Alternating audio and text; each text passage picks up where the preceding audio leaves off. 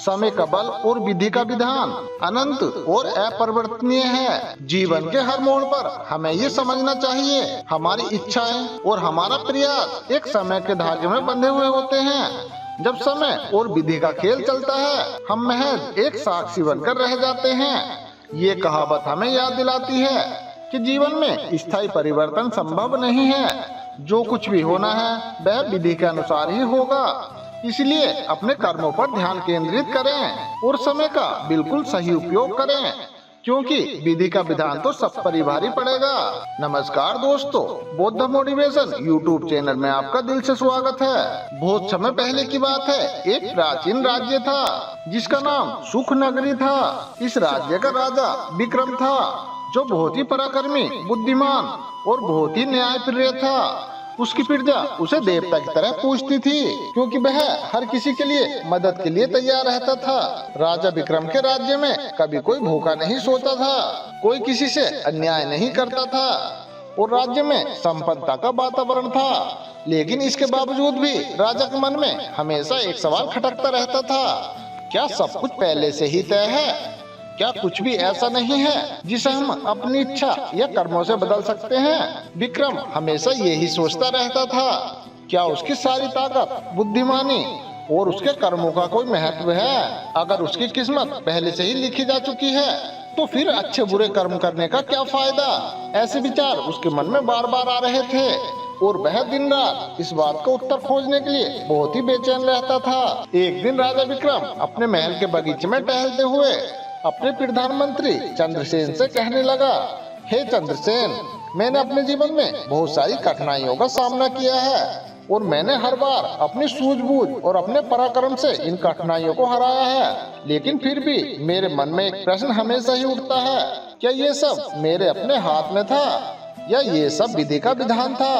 चंद्रसेन ने राजा को बहुत ही ध्यान से सुना और कहा, हे महाराज, आपका सवाल बहुत अच्छा है। इस पर मैंने भी कई बार विचार किया है। हमारे कर्मों का महत्व तो जरूर है, लेकिन शायद हमारे जीवन के पहलू कुछ ऐसे भी होते हैं जो पहले से ही तय होते हैं। राजा विक्रम चंद्रसेन की बातों से संतुष्ट नहीं हुआ। वह जानता था कि उसे उसके प्रश्न का उत्तर किसी साधारण आदमी से नहीं मिल सकता। तभी उसे याद आया कि हिमालय के पहाड़ों में एक बहुत ही महान सिद्ध पुरुष महर्षि गौतम रहते हैं, जिन्हें विधि, भाग्य और कर्मों का बहुत ही ज्यादा ज्ञान प्राप्त है। राजा विक्रम ने अपने मंत्रियों से कहा, मैं महर्षि गौतम से मिलने हिमालय पर्वत जाने का निर्णय लेता हूँ। मेरी अनुपस्थिति में तुम सब राज्य का ध्यान रखना। यह मेरे जीवन का सबसे बड़ा सवाल है और मैं इस सवाल का उत्तर पाने के लिए किसी भी हद तक जाऊंगा। फिर राजा विक्रम अपनी यात्रा पर निकल पड़ा। विक्रम की यात्रा बहुत ही कठिन थी, क्योंकि हिमालय के रास्ते बहुत ही खतरनाक और कठिन थे। रास्ते में राजा विक्रम ने कई चुनौतियों का सामना किया, कभी बर्फीले तूफान, कभी जंगली जानवर, तो कभी भयंकर ठंड। परंतु उसके मन में एक ही सवाल था और वह अपने सवाल के उत्तर पाने के लिए बहुत ही उत्सुक था। आखिर कई दिनों के बाद राजा विक्रम हिमालय पर्वत के बीचों बीच महर्षि गौतम के आश्रम में पहुँचे। आश्रम बहुत एकांत में था, चारों ओर ऊंचे ऊंचे पहाड़ों और पेड़ों से घिरा हुआ था। आश्रम का वातावरण शांति और पूजा पाठ से भरा हुआ था। राजा विक्रम ने महर्षि गौतम के चरणों में प्रणाम किया और कहा, हे गुरुदेव, मैं राजा विक्रम हूँ, मैं सुख नगरी का राजा हूँ। मेरे जीवन में एक प्रश्न है। इस प्रश्न ने मुझे रात दिन बेचैन कर रखा है। मैं आपकी शरण में आया हूँ ताकि आप इस प्रश्न का उत्तर दें। महर्षि गौतम ने राजा विक्रम की ओर देखा। उनकी आंखों में अपार ज्ञान और शांति थी। उन्होंने मुस्कुराते हुए कहा, हे विक्रम, तुमने यहाँ आने का बिल्कुल सही निर्णय लिया है, लेकिन इस प्रश्न का उत्तर पाना इतना सरल नहीं है। तुम्हें धैर्य और आत्मचिंतन की आवश्यकता होगी। पहले तुम मुझे ये बताओ, क्या तुम्हारे जीवन में ऐसा कुछ हुआ है जिसे तुम समझ नहीं पाए हो? राजा ने सिर हिलाते हुए कहा, हे गुरुदेव, मेरे जीवन में कई बार ऐसा हुआ है जब मैंने देखा कि अपने कठिन परिश्रम को बहुत ही सूझबूझ और अपने पराक्रम से जीता है। लेकिन बार बार मेरे मन में एक सवाल उठता है, क्या वास्तव में ये मेरे कर्म थे? क्या ये सब विधि का विधान था? महर्षि गौतम ने अपनी आंखें बंद कर ली और कुछ क्षण मौन होने के बाद बोले, हे विक्रम, इस प्रश्न का उत्तर तुम्हें अपने जीवन के अनुभवों से मिलेगा। तुम इस पर जितना भी विचार करोगे उतना ही तुम्हारा दृष्टिकोण अच्छा होगा। लेकिन सबसे पहले तुम्हें यह समझना होगा कि विधि का विधान क्या होता है और इसे आखिर क्यों नहीं कोई बदल सकता। महर्षि ने राजा को एक बहुत ही लंबी कथा सुनानी शुरू कर दी। उन्होंने कहा, बहुत समय पहले एक बहुत बड़ा व्यापारी धर्मदास हुआ करता था। वह बहुत ही ज्यादा अमीर था और उसके पास हर वो चीज थी जिसकी किसी व्यक्ति को आवश्यकता हो सकती है। लेकिन एक दिन उसकी संपत्ति अचानक समाप्त हो गई। उसके सारे व्यापार बर्बाद हो गए और वह गरीबी में आ गया। धर्मदास ने बहुत कोशिश की लेकिन उसका भाग्य नहीं बदला। राजा ने बड़ी उत्सुकता से पूछा, हे गुरुदेव, क्या धर्मदास के कर्म बुरे थे? क्या उसने अपने जीवन में कोई पाप किया था जिसके कारण उसकी संपत्ति खत्म हो गई? महर्षि ने गंभीर स्वरों में उत्तर दिया, हे राजन, धर्मदास ने इस जीवन में कोई भी गलत काम नहीं किया।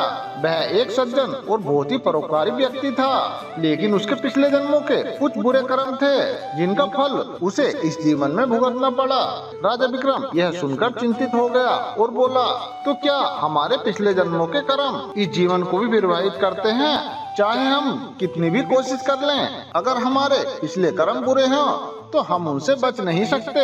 महर्षि ने सर हिलाते हुए कहा, हे विक्रम, यही विधि का विधान है। हमें हमारे कर्मों का फल भोगना ही पड़ता है, चाहे वह अच्छा हो चाहे बुरा हो। इस जीवन में किए गए अच्छे कर्म तुम्हें अगले जीवन में सुख देंगे और बुरे कर्म दुख।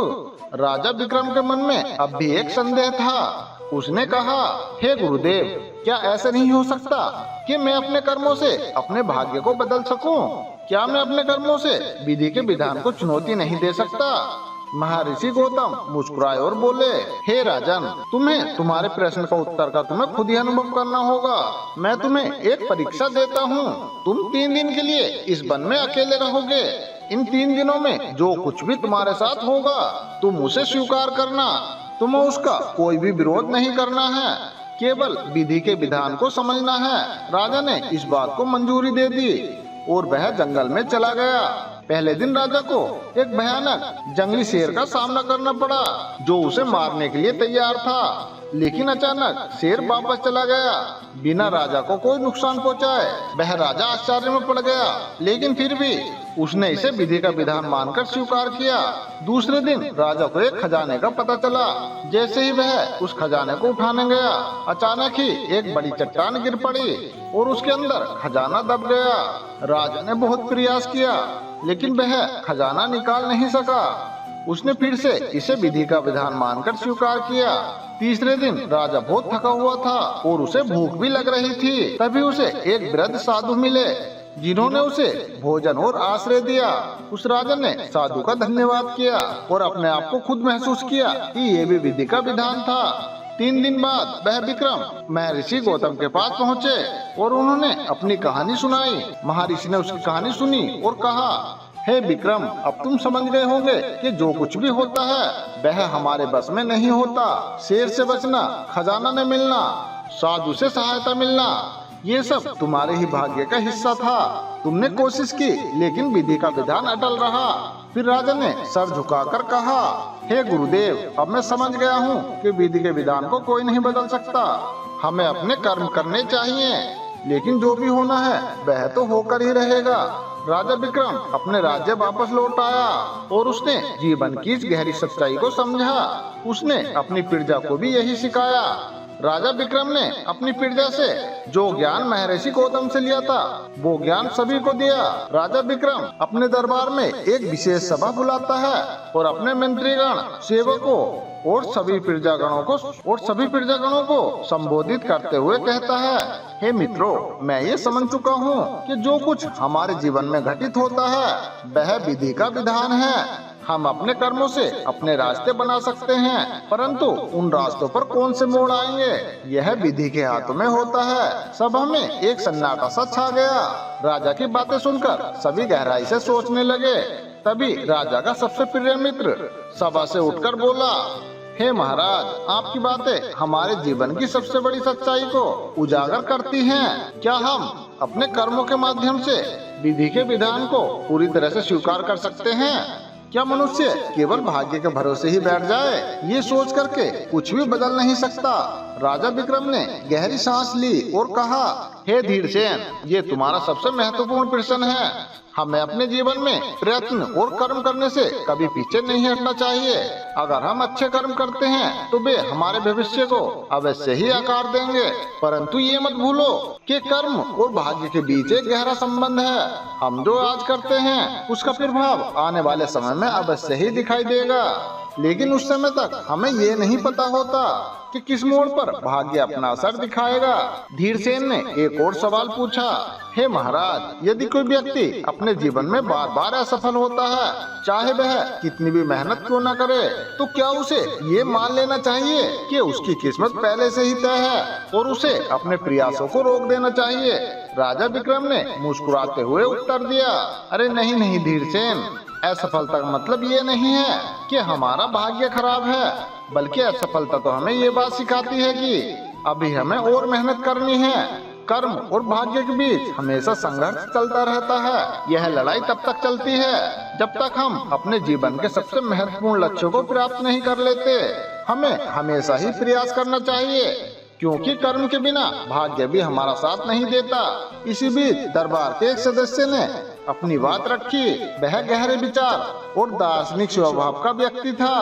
उसने कहा, हे महाराज, अगर सब कुछ विधि का विधान है तो फिर हमारी स्वाधीनता कहाँ है? अगर हम अपने कर्मों के परिणाम को बदल नहीं सकते तो फिर कर्म करने का क्या उद्देश्य है? राजा विक्रम ने संजीव की ओर देखा और बड़े गंभीर स्वर में कहा, ये सही है कि कुछ बातें विधि के विधान के अनुसार होती हैं, परंतु इसका मतलब ये नहीं है कि हमें अपने कर्म करने से पीछे हट जाना चाहिए।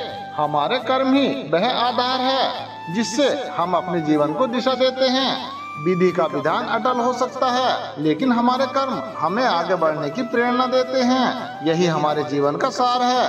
महल में बैठे सभी लोग राजा की बातें बहुत ध्यानपूर्वक सुन रहे थे।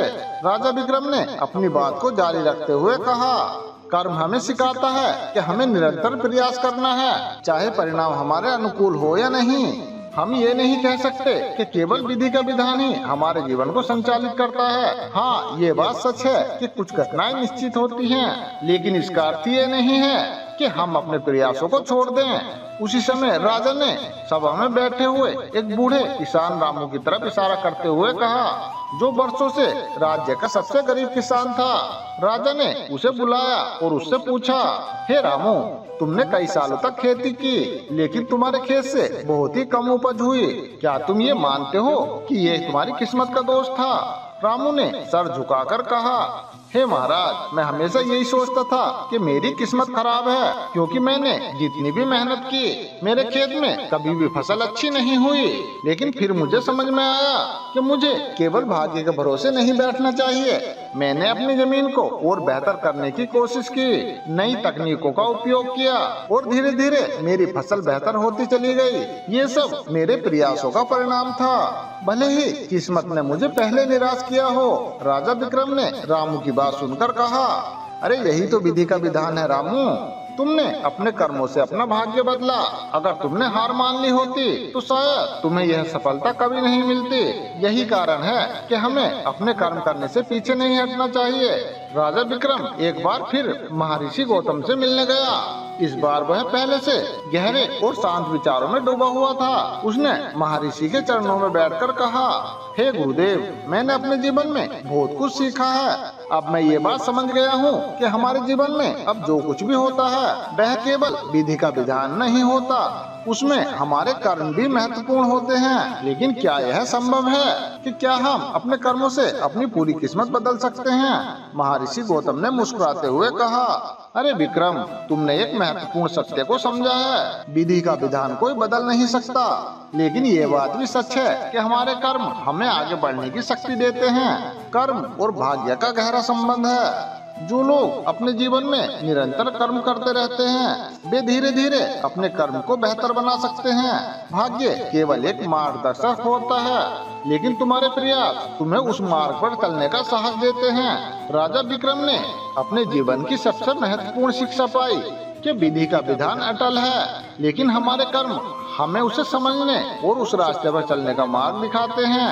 हमें अपने जीवन में कभी हार नहीं माननी चाहिए, क्योंकि कर्म ही वह साधन है जिसके द्वारा हम अपनी परिस्थितियों को बेहतर बना सकते हैं। विक्रम अपने राज्य वापस लौटा और उसने अपनी प्रजा को यह शिक्षा दी कि भाग्य और कर्मों का फल ही जीवन का वास्तविक अर्थ है। विधि के विधान को कोई नहीं बदल सकता, लेकिन हमारे कर्म हमें विधि विधान के साथ संतुलित जीवन जीने की प्रेरणा देते हैं। इस कहानी का यह संदेश है कि चाहे जीवन में कुछ भी हो जाए, हमें अपने प्रयासों से कभी पीछे नहीं हटना चाहिए।